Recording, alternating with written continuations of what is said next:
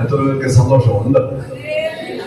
ഞാൻ ഈ പാട്ട് ഞാനിങ്ങനെ താഴോട്ട് നോക്കിയപ്പോ പേര് കണ്ടു. നിങ്ങൾക്ക് കാണാമോ ഈ പേര്? പേര് പറയാമോ? മുട്ടൻകി വർഗീസ്. മുട്ടൻകി വർഗീസ് എന്ന് പറയുമ്പോ തന്നെ നമ്മുടെ സിരകളിൽ ഒരു ഇളക്കം വരും, അല്ലേ? മുട്ടൻകി വർഗീസ് ഒരു കർത്താവിന്റെ വേലക്കാരനാണ്. സ്വദേശം എവിടെന്നറിയാമോ? സ്വദേശം ചെന്നിത്തലയ്ക്കും മാവേലിക്കരയ്ക്കും ഇടയിൽ മുട്ടം. 2 മുട്ടമുണ്ടോ? തൊടുപുഴയിലുണ്ട് ഒരു മുട്ടം. ഭയങ്കര കർത്താവിന്റെ വേലയിൽ തീഷ്ണത കാണിച്ച ഒരു നല്ല മനുഷ്യൻ. ഇവിടെ എൻകറേജ് 2 പാട്ട് കഴിഞ്ഞ് എൻകറേജ്മെന്റ് ഒരു ലൈൻ കിടപ്പുണ്ട്. ഞാൻ ഒരു എൻകറേജ്മെന്റ് അങ്ങ് കൊണ്ടുവരികയാണ്. മുട്ടൻകി വർഗീസ് അച്ചായൻ വിശ്വാസ ജീവിതത്തിൽ ചെറുപ്പത്തിലേ വന്നതാ. യാതൊരുവിധ കുഴപ്പമോ മറ്റു കാര്യങ്ങളോ ഒന്നും തന്റെ ജീവിതത്തിൽ ഇല്ലായിരുന്നു. കർത്താവിന്റെ വേല ഇതാണ് തന്റെ ഹൃദയത്തിലെ ഏറ്റവും പ്രധാന ലക്ഷ്യം. ദൈവം അയക്കുന്നിടത്തെല്ലാം പോയി കർത്താവിന്റെ വേല ചെയ്യും. നമ്മളെ അയച്ചാലും വേലയുള്ളൂ, ചെയ്യത്തില്ല. ഇവിടെ അദ്ദേഹം കർത്താവ് അയക്കുന്ന എല്ലായിടത്തും പോയി കർത്താവിന്റെ വേല ചെയ്യും. ഒരു ദിവസം തമിഴ്നാട്ടിലെ ഒരു ടീം വർക്കിന് പോവാ. ടീം വർക്ക് ഞാൻ പറഞ്ഞിട്ടുണ്ട്, എവിടെ കിട്ടിയാലും ഞാനിത് പറയും. ടീം വർക്ക് ചെയ്യാനായിട്ട് ഒരു ടീമായിട്ട് വലിയ ട്രാവലറിൽ പോയി ഇങ്ങനെ തമിഴ്നാടിന്റെ പ്രാന്തപ്രദേശങ്ങളിൽ പാട്ടുപാടി തമ്മിറക്കി അടിച്ച് അവര് നൃത്തമൊക്കെ ചെയ്ത് ആരാധിച്ച് യേശുവിനെ പ്രസംഗിച്ച് ഹാൻഡ് മൈക്കിനകത്തോടെ പ്രസംഗിച്ച് തിരിച്ചു പോയി. ഒരു ദിവസം ഇങ്ങനെ പ്രസംഗിച്ച് പറക്കൈ എന്ന് പറയുന്ന ഒരു ഗ്രാമത്തിൽ വന്നു. കൊച്ചുമോളാന്റിയുടെ അമ്മയുടെ ആ നോട്ടം കണ്ടപ്പോ ഇത് പറയാതിരിക്കാൻ പറ്റത്തില്ല, ഞാനത് പറയാം. വളരെ ആകാംക്ഷയോടെ കേൾക്കാനിരിക്കുക. പറക്കൈ ഗ്രാമത്തിൽ ഇവരുടെ ടീമായിട്ട് യേശുവിനെ പാടും, ഗ്രാമത്തിന് വേണ്ടി പ്രാർത്ഥിച്ചു. അടുത്തത് സുവിശേഷം പറയാൻ അവസരം കിട്ടി. മൈക്കെടുത്തോ ഹാൻഡ് മൈക്കിനകത്തൂടെ താൻ യേശുവിനെ പ്രസംഗിച്ചുകൊണ്ടിരിക്കുമ്പോ 140 പേര് ഇവര് പ്രസംഗ ഗ്രൗണ്ടിന്റെ അടുത്ത് പോയി. ഇവരെല്ലാവരും കൈ പുറകോട്ട് കെട്ടിയാണ് നടന്നു വരുന്നത്. പുറകോട്ട് കൈ കെട്ടി ഇവര് കയറി വരുമ്പോൾ യൂണിസ് അച്ഛൻ ഒരു ഉത്സാഹം കൂടി തന്റെ സുവിശേഷം കേൾക്കാനായിട്ട് 40 പേര് കയറി വരുന്നു. അതിൽ ചില അജ്ഞാനബാഹുക്കൾ വന്നിട്ട് മൈക്ക് തട്ടിഞ്ഞു മറിച്ച് അത് പറഞ്ഞ് നിർത്തിക്കോളാം. അപ്പോഴത്തേക്ക് ബാക്കിയുള്ള യൂണിസ് അച്ഛന്റെ ടീമിലെ ആൾക്കാർക്ക് മനസ്സിലായി ഇത് നമ്മളെ ഉപദ്രവിക്കാൻ എഗൻസ്റ്റ് ആയിട്ടുള്ള ആൾക്കാരാണെന്ന് മനസ്സിലായി, സുവിശേഷ വിരോധികളാണെന്ന് മനസ്സിലായി. അപ്പോഴത്തേക്ക് ഗീവർഗീസ് അച്ഛന്റെ കൂടെ നിന്ന സകലതും അവിടുന്ന് മുങ്ങി. എല്ലാം പോയി വണ്ടി കയറി. ഗീവർഗീസ് അച്ഛൻ ഇങ്ങനെ നീക്കിയ. പക്ഷെ തന്റെ ഉള്ളിൽ തീഷ്ണത യേശുവിനെ പ്രസംഗിക്കാതെ എങ്ങനെയാ പോകുന്നത്? താൻ പ്രസംഗിക്കാൻ, കർത്താവിന്റെ വചനത്തെ പ്രസംഗിക്കാൻ താൻ താല്പര്യമെടുത്ത് പിന്നെയും അവിടെ ഇങ്ങനെ നിൽക്കുക. യേശു ലോകത്തിന്റെ രക്ഷകനെന്ന് വിളിച്ചു പറയാൻ വാ തുറന്നപ്പോ വന്ന ആൾക്കാര് കയ്യിൽ പുറകെ ഇങ്ങനെ വന്നതല്ലേ, അവരെല്ലാം കയ്യിൽ കരുതിക്കൊണ്ട് വന്നൊരു സാധനമുണ്ട്, മനുഷ്യന്റെ പച്ച മലം. അദ്ദേഹം യേശുവിനെ കുറിച്ച് പറയാൻ വാ തുറന്നപ്പോ അതിൽ ചില ആൾക്കാര് കയ്യിൽ കരുതിയ പ്ലാസ്റ്റിക് കവറിൽ കൊണ്ടുവന്ന മനുഷ്യന്റെ പച്ച മലം അദ്ദേഹത്തിന്റെ വായിലേക്ക് തിരികെ കയറ്റി. കർത്താവിന്റെ വേലയെ കേട്ടോ. ഇന്നെല്ലാവരുടെയും ചിന്ത ദൈവവേല എന്ന് പറഞ്ഞാൽ പൈസ കിട്ടും. പെന്തക്കോസ്തിലേക്ക് ആരെങ്കിലും വന്നാൽ, പെന്തക്കോസ്ത് വിശ്വാസത്തിലേക്ക് ആരെങ്കിലും വന്നാൽ ചോദിക്കും, എന്തുവാ നിങ്ങൾക്ക് സഭ നേടിത്തന്നത്? വീടാണോ കാറാണോ എന്ന് ആദ്യം ചോദിക്കും. കിട്ടുന്ന സഭകളുണ്ട്, റേച്ചലുണ്ടോന്ന് എനിക്കറിയത്തില്ല, കാണും. പക്ഷെ കർത്താവിന്റെ വേല പട്ടുമറ്റയല്ല, കഷ്ടത നിറഞ്ഞതാ. ഹല്ലേലൂയ. വചനത്തിൽ ഇങ്ങനെ പറയുന്നുണ്ട്, ദൈവത്തിന്റെ രാജ്യത്തിലേക്ക് പോകുന്ന വഴിയും വാതിലും ഇടുക്കവും ഞെരുക്കവും ഉള്ളത് അത് കണ്ടെത്തുന്നവർ ചുരുക്കമാണ്. ദൈവരാജ്യത്തിലേക്ക് പോകുന്ന എൻട്രി ചില പ്രയാസപ്പെട്ടതാണ്. മനുഷ്യന്റെ പച്ച മലം വായിലേക്ക് തള്ളിക്കയറ്റി. അപ്പൊ നോക്കിയപ്പോ വായി വെച്ചോണ്ടിരിക്കുക, ഇറക്കുന്നില്ല. വേറൊരുത്തൻ കൈ അകത്തോട്ട് തിരികെ കയറ്റിയിട്ട് അത് ഇറക്കാൻ പാകത്തിന് അത് വിഴുങ്ങി. അദ്ദേഹം അത് വിഴുങ്ങി.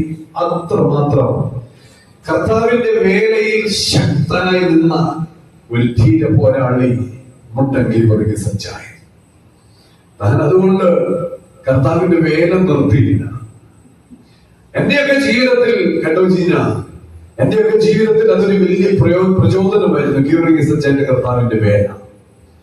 സൈച്ചാന്റെ വീട്ടിൽ കർത്താവിന്റെ വചനവുമായിട്ട് പ്രാർത്ഥിക്കാൻ എല്ലാ ബുധനാഴ്ചയും ഇവിടുന്ന് ഞങ്ങൾ പോകും. എല്ലാ ബുധനാഴ്ചയും വൈകിട്ടാണ്. അന്ന് അപ്പൂന്റെ ഏകദേശം 6-7 വയസ്സ്, അത്രയേ ഉള്ളൂ. ആ സമയത്ത് ഒരു ദിവസം സജിച്ചാന്റെ ജ്യേഷ്ഠന്റെ വൈഫ്, പേരെനിക്കറിയത്തില്ല, മിനി, കല്ലുപേർക്ക് എറിഞ്ഞ ചരിത്രം ഞങ്ങളുടെ ജീവിതത്തിൽ വന്നു. പക്ഷെ പിറ്റേ ആഴ്ചയിൽ ഞങ്ങളും ഇതൊരു പ്രചോദനമായിരുന്നു ഗീവർഗീസ് അച്ഛന്റെ ഈ ശുശ്രൂഷ. പക്ഷെ ഈ മനുഷ്യൻ തമിഴ്നാട്ടിലെ ഏതെല്ലാം പ്രാന്തപ്രദേശങ്ങളിൽ യേശുവിന്റെ വചനം കേൾക്കാത്ത ഇരുളിന്റെ ഗ്രാമങ്ങൾ ഉണ്ടായിരുന്നു, അവിടെ എല്ലാം പോയി താൻ യേശുവിനെ പ്രസംഗിച്ച ഒരു ടീം മടങ്ങി വന്നത്. കുറെ നാളുകൾക്ക് ശേഷം ഭാര്യ കിടപ്പിലായി, സംസാരശേഷി നഷ്ടപ്പെട്ടു, കൈകാലുകൾ ചലിപ്പിക്കത്തില്ല, അകത്ത് ബോധം മാത്രം. നമ്മളെ കണ്ടാൽ തിരിച്ചറിയും, പക്ഷെ നമ്മളോട് സംസാരിക്കാൻ പറ്റത്തില്ല, കൈ ചലിപ്പിക്കാൻ പറ്റത്തില്ല,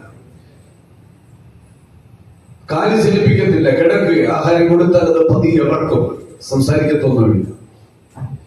ഒരു ദിവസം ഇങ്ങനെ ഗീവർഗീസ് അച്ഛൻ വൈഫിന്റെ അരികില്, ഭാര്യയുടെ അരികില്, കിടക്കയുടെ അരികിൽ ഇരുന്നിട്ട് തലേണയുടെ അരികിലേക്ക് താൻ ഇങ്ങനെ ഇരുന്നിട്ട് തല പതിയെ പൊക്കിയെടുത്ത് തന്റെ മടിയിലേക്ക് വെച്ചു. ഗീവർഗീസ് അച്ഛന്റെ ഭാര്യയുടെ തല തന്റെ മടിയിലേക്ക് വെച്ചിട്ട് അച്ഛൻ ആ തലയിലൊന്ന് തഴുകി, വിരലുകൊണ്ടൊന്ന് തഴുകി. യേശുവിനെ കുറിച്ചുള്ള 1-2 പാട്ടിന്റെ വരികളൊക്കെ മൂളിയപ്പോ ഗീവർഗീസ് അച്ഛന്റെ ഭാര്യയുടെ കണ്ണിൽ നിന്ന് വെള്ളം ഒഴുകി, കണ്ണുനീരൊഴുകി. ആ കണ്ണുനീര് ഗീവർഗീസ് അച്ഛൻ തന്നെ കൈകൊണ്ടൊന്ന് തുടച്ചിട്ട് പറയും, എന്തിനാണ് നീ കരയുന്നത്?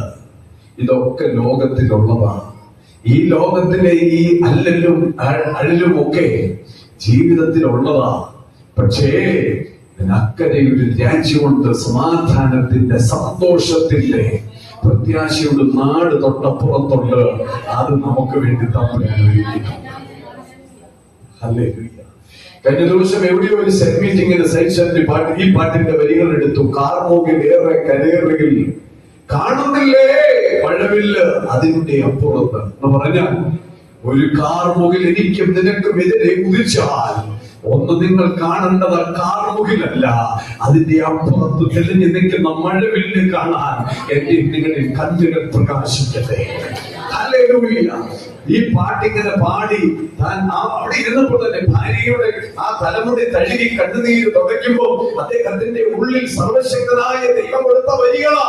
കാർമുകിലേറെ കരേറുകിലും കാണുന്നില്ലേ അതിന്റെ അപ്പുറത്ത് ഒരു മഴവില്ല്, അഴിലേറും ജീവിത മരുവിൽ എന്തിനാ സഹജീ കരയുന്നത്?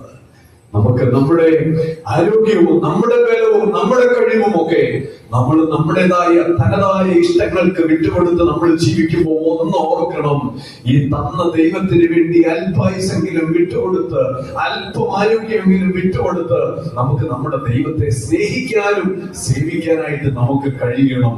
അതാ ഏറ്റവും മഹനീയമായ ക്രിസ്തീയ ജീവിതം. ഹല്ലേലൂയ. എത്ര നല്ലവനായ ഒരു കർത്താവിന്റെ കരങ്ങളിലേക്ക് നമ്മെ തന്നെ ഒന്ന് വിട്ടുകൊടുക്കുക, നമ്മുടെ ജീവിതത്തെ ഒന്ന് ഏൽപ്പിച്ചു കൊടുക്കുക. മുമ്പ് രാജേഷ് ഇവിടെ നിന്ന് ലീഡ് ചെയ്യുന്ന സമയത്ത് പറയുന്ന ഒരു പദം കേട്ടു, നമ്മുടെ കൈയൊന്ന് ശക്തമായിട്ടൊന്ന് അടിച്ചു. നമ്മൾ നാളെ അടിക്കാന്ന് പറഞ്ഞിരിക്കുന്നത്, നാളെ അടിക്കാൻ പറ്റിയില്ലെങ്കിലോ? ഹല്ലേലൂയ. നമുക്ക് സ്തോത്രം പറയാൻ പറ്റുമ്പം സ്തോത്രം പറയണം, കൈയടിക്കാൻ പറ്റുമ്പോ അടിക്കണം, നമുക്ക് സംസാരിക്കാൻ പറ്റുമ്പോ സംസാരിക്കണം, മഹത്വപ്പെടുത്താൻ പറ്റുന്ന അവസരങ്ങളിൽ ചെയ്തോണം. നാളെ എന്നും പറഞ്ഞ് ദയവ് ചെയ്ത് ഇരിക്കരുത്. ദൈവങ്ങൾ നമ്മളെ തെരഞ്ഞെടുത്ത, നമ്മളെ കരുതിയ, നമ്മളെ സൂക്ഷിച്ച ഒരു ദൈവം ഇന്നും നമുക്ക് വേണ്ടി ജീവിക്കുന്നു. ഹല്ലേലൂയ. നമ്മളൊക്കെ ഇരുട്ടിന്റെ രാജ്യത്തിൽ കടന്നു വരാം, സാത്താന്യ ആധിപത്യത്തിനകത്ത് കടന്നു വരാം. പക്ഷെ ഇങ്ങനെയുള്ള ഇരുളിനകത്ത് നിന്ന് വെളിച്ചത്തിലേക്ക്, ദൈവത്തിന്റെ രാജ്യത്തിലേക്ക് വിളിച്ച ദൈവത്തിന്റെ വിളിയെ നമുക്കൊരു നിമിഷവും ഓർത്ത് ദൈവത്തെ ഒന്ന് മഹത്വപ്പെടുത്താം. അദ്ദേഹത്തിന്റെ ജീവിതത്തിൽ കർത്താവിന്റെ വേദിയിൽ ശക്തനായി മുമ്പോട്ട് പോയതുപോലെ ദൈവം നമ്മളെ ഏൽപ്പിച്ച ദൗത്യം, ആ മിഷൻ 2 കൈയും നീട്ടി സ്വീകരിച്ചിട്ട് കർത്താവെ സറണ്ടർ ചെയ്യും. ഞാൻ നിന്റെ കരങ്ങളിൽ എന്നെ തന്നെ സമർപ്പിക്കുന്ന കർത്താവെ, നിന്റെ കരങ്ങളിൽ എന്നെ തന്നെ വിട്ടുതരുന്ന കർത്താവ്, എന്നെ ഏൽപ്പിക്കുന്ന ഏത് കാര്യവും ചെയ്യാൻ ഞാൻ തയ്യാറാണ് കർത്താവ് എന്ന് നമുക്ക് ഒന്നിച്ച് ദൈവസന്നിധിയിൽ പറയാൻ പറ്റട്ടെ. ഒരു നിമിഷം കൂടെ ദൈവസന്നിധിയിൽ എഴുന്നേറ്റ് എന്നെ തിരഞ്ഞെടുപ്പാൻ, എന്നെ മാനിക്കുവാൻ, എന്നെ കരുതുവാൻ കർത്താവെ നീ മതിയായി. ആ പാട്ടിന്റെ ചില ചരണങ്ങൾ പാടി നമുക്ക് ഒന്നിച്ച് ദൈവസന്നിധിയിൽ എഴുന്നേറ്റ് നിന്നാം. കർത്താവിനെ നമുക്ക് മഹത്വപ്പെടുത്താം. ജീവനുള്ള ദൈവത്തെ ഹൃദയംഗമായി ആരാധിക്കാം.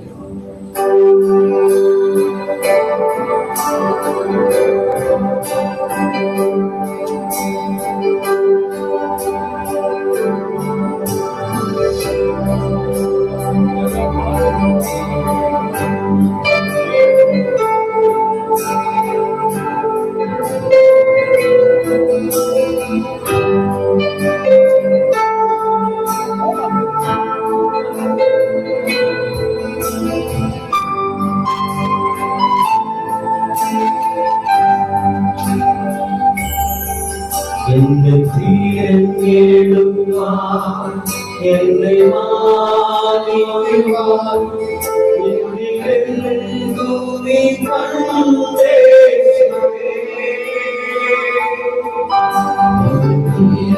തിരഞ്ഞെടുപ്പാൻ, എന്നെ മാനിക്കുവാൻ, എന്നിലെന്തു നീ കണ്ടേ.